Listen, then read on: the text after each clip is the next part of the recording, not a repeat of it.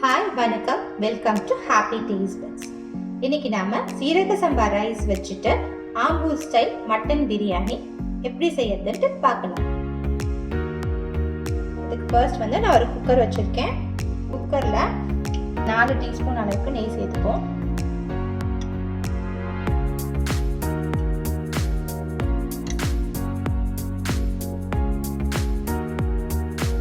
நெய் உருகட்டும். கூடவே ஒரு 4 டேபிள் ஸ்பூன் அளவுக்கு நம்ம கிரவுண்ட்நட் ஆயில்,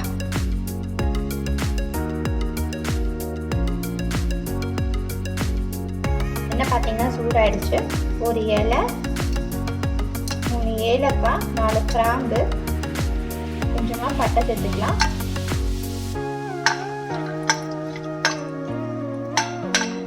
சும்மா கலந்து விட்டுருங்க. உள்கரம் மசாலா பொரிய ஆரம்பிச்சிருச்சு. நான் இன்னைக்கு 1/2 kg மட்டன் எடுத்திருக்கேன்.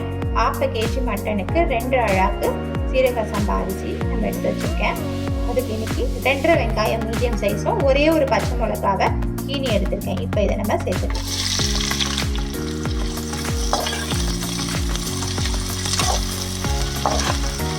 இது நல்லா கோல்டன் ப்ரௌன் கலர் அளவுக்கு வதங்கணும். இது வதங்கின உடனே நம்ம பார்க்கலாம். நல்லா லைட் ப்ரௌன் கலருக்கு நல்லா வதங்கி வந்துருச்சு. இப்போ நம்ம இஞ்சி பூண்டு பேஸ்ட் சேர்த்துக்கலாம். 2 டேபிள் ஸ்பூன் நான் இஞ்சி பூண்டு பேஸ்ட் சேர்த்துருக்கேன். இதுக்கு இது ராஸ்மெரி போகிற வரைக்கும் நல்லா வதக்கிக்கலாம்.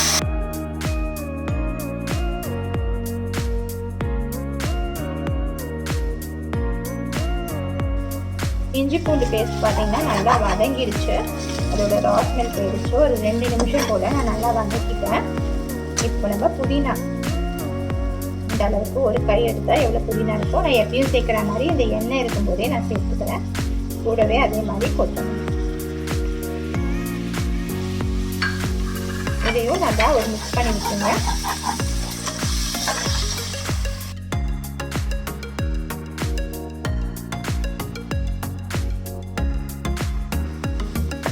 இது நல்லா வதங்கி வந்துச்சு.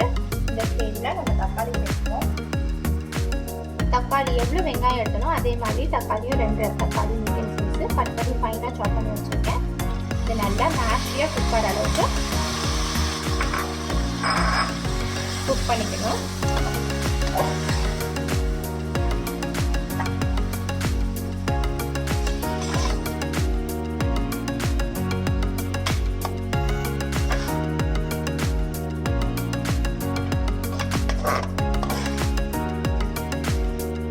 ஆம்பூர் ஸ்டைல் பிரியாணி பார்த்தீங்கன்னா காரம் இந்த காஞ்ச மிளகாயும் தான் வரும். அது ரெட் கலரில் இருக்கும் பார்த்தீங்கன்னா. ஸோ அதுக்காக நான் இன்னைக்கு ஒரு 3 பிடிகை சில்லியும் ஒரு 4 காஞ்ச மிளகாவும் ஊற வச்சுருக்கேன். பிடிகை சில்லி நமக்கு கொஞ்சம் நல்லா கலர் கொடுக்கும். இது மட்டும் அரைச்சோன்னா நமக்கு அந்த அளவுக்கு மிக்ஸி ஜாரில் பேஸ்ட் ஆகாது. ஸோ அதனால் கூடவே ஒரு 3லேருந்து 4 முந்திரி பருப்பும் சுடுதண்ணி ஊற்றி ஊற வச்சுருக்கேன். இது ஒரு 10 நிமிஷமாக ஊறுது. இதை நம்ம இப்போ ஃபஸ்ட்டு ஒரு ஃபைன் பேஸ்ட்டாக அரைச்சி எடுத்துகிட்டு வந்துடலாம். தக்காளி பார்த்தீங்கன்னா பாதி அளவுக்கு வதங்கிருச்சு. இந்த ஸ்டேஜில் நம்ம அரைச்சி வச்ச அந்த ரெட் சில்லி பேஸ்ட்டு சேர்த்துக்கலாம். நல்லா ஃபைன் பேஸ்ட்டாக தண்ணியோட சேர்த்து நான் அரைச்சி எடுத்துகிட்டு வந்திருக்கேன். இதை சேர்த்துப்போம்.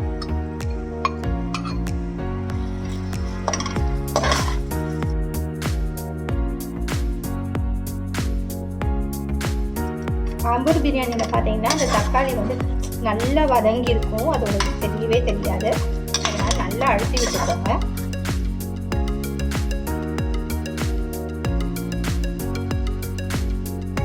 இந்த மசாலா வதங்குற அதே நேரத்தில் நம்ம மட்டனையும் சேர்த்து வதக்கிக்கலாம். பாருங்க, இந்த தக்காளி நல்லா மசஞ்சு வச்சு தக்காளி வெங்காயம் எல்லாம் சேர்ந்து நல்லா ஒரு மசாலா ரெடி ஆயிடுச்சு. இந்த மசாலாவில் மட்டன் சேர்த்துக்கலாம். 500 grams மட்டன் நல்லா க்ளீன் பண்ணி எடுத்து வச்சிருக்கேன். இப்போ இதை சேர்த்துப்போம்.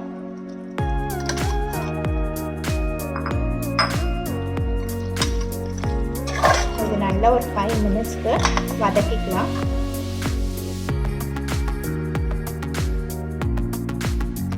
நல்லா பெரட்டியாச்சு. இப்போ நம்ம எடுத்து வச்சிருக்க தயிரையும் சேர்த்து குக் பண்ணிப்போம். நான் ஒரு 3 டேபிள் ஸ்பூன் அளவுக்கு திக்கு கர்ட் எடுத்து வச்சிருக்கேன்.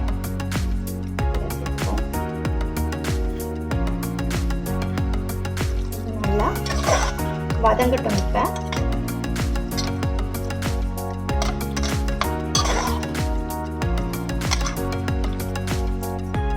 இந்த பிரியாணிக்கு தேவையான உப்பு சேர்த்துக்கலாம்.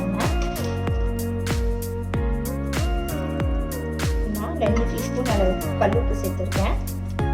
வேணும்னா பார்த்துட்டு நம்ம லாஸ்ட்டாக சேர்த்துப்போம்.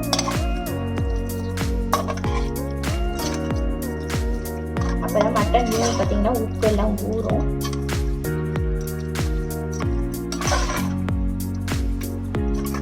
மட்டனை வந்து நல்லா இப்போ 4 நிமிஷம் போல் நான் வதக்கிட்டேன்.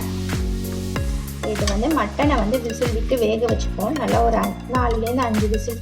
மட்டன் வேகிறதுக்கு உங்களுக்கு தெரியும் எத்தனை விசில் விடணும் அப்படின்னு சொல்லிட்டு நீங்கள் வாங்குகிற மட்டனுக்கு. ஸோ இப்போ வந்து நல்லா ஒரு 4லேருந்து 5 விசில் விட்டு இதை வேக வச்சு எடுத்துக்கலாம். கொஞ்சமாக தண்ணி சேர்த்துப்போம். மட்டன் முக்குற அளவுக்கு தண்ணி சேர்த்திங்கன்னா போதும்.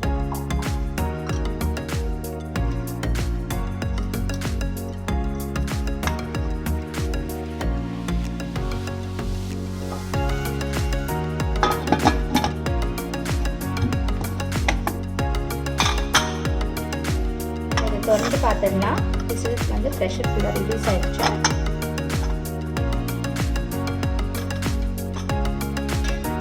வெந்துருச்சான்னு செக் பண்ணிக்கோங்க. சூப்பராக வெந்துருச்சு. பண்ணிக்கலாம். இதில் பார்த்தீங்கன்னா ஆல்ரெடி எனக்கு ஒரு 3 டம்ளர் அளவுக்கு தண்ணி இருக்கும். மட்டன்லேருந்து நல்லா தண்ணி விட்டுருக்கு. நம்ம 2 அழாக்கு அரிசி எடுத்துருக்கோம். அதுக்கு 5 டம்ளர் தண்ணி வேணும். சேர்த்துக்கலாம். மீதி தண்ணியை ஒரு 2 டம்ளர் அளவுக்கு நான் தண்ணி சேர்த்துக்கிறேன். தண்ணி நல்லா கொதிச்சு வரட்டும். உப்பு சரியா இருக்கான்னு பார்த்துக்கோங்க.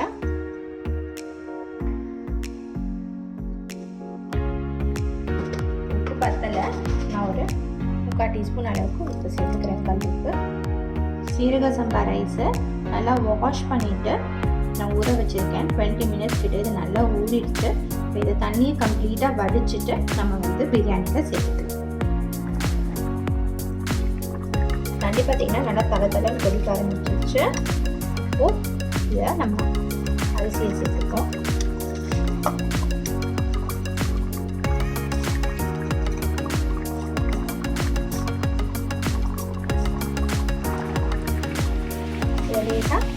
ஜென்டலா மிக்ஸ் பண்ணி விடுங்க.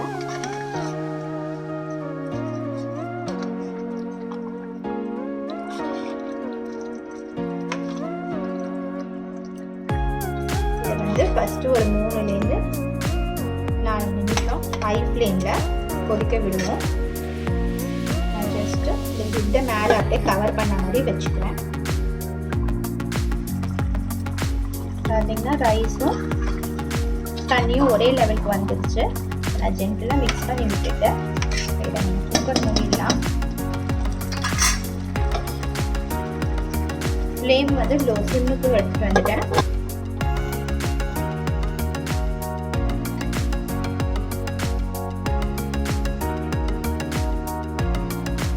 க்ளோஸ் பண்ணிட்டு இது எஸ்கேப் ஆகாமல் இருக்கிறதுக்கு விசில் போடல. அதுக்கு பதில் ஒரு கப்போ இல்லை ஒரு டம்ளரோ க்ளோஸ் பண்ணி வச்சுப்போம்.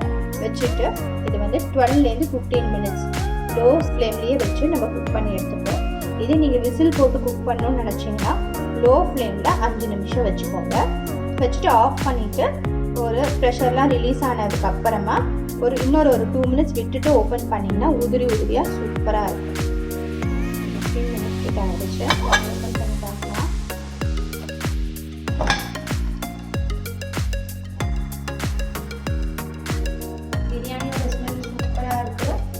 ஒரே ஒரு ஸ்பூன் நெய் ஊற்றிப்போம்.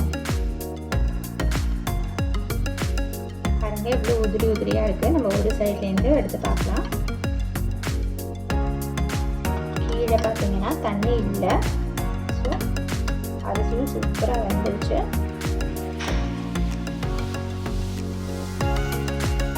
சூப்பரான ஆம்பூர் ஸ்டைல் பிரியாணி ரெடி ஆயிடுச்சு. நம்ம இதை பிளேட் பண்ணிட்டு பார்க்கலாம்.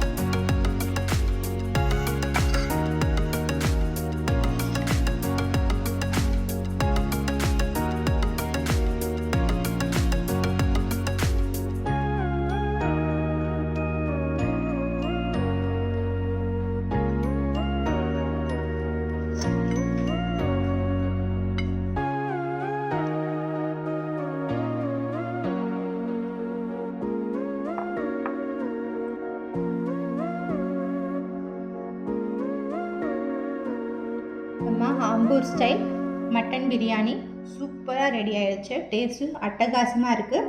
இதே மெஷர்மெண்ட்டோடு நீங்களும் ட்ரை பண்ணி பாருங்கள். ட்ரை பண்ணிவிட்டு எப்படி வந்துச்சுன்னு எனக்கு கமெண்ட் பாக்ஸில் சொல்லுங்கள். அண்ட் இந்த ரெசிபி உங்களுக்கு பிடிச்சிருந்துச்சுன்னா லைக் பண்ணுங்கள், ஷேர் பண்ணுங்கள் அண்ட் மறக்காமல் நம்ம சேனலுக்கு சப்ஸ்கிரைப் பண்ணுங்கள். அப்படியே பெல் ஐக்கானையும் ப்ரெஸ் பண்ணிடுங்க.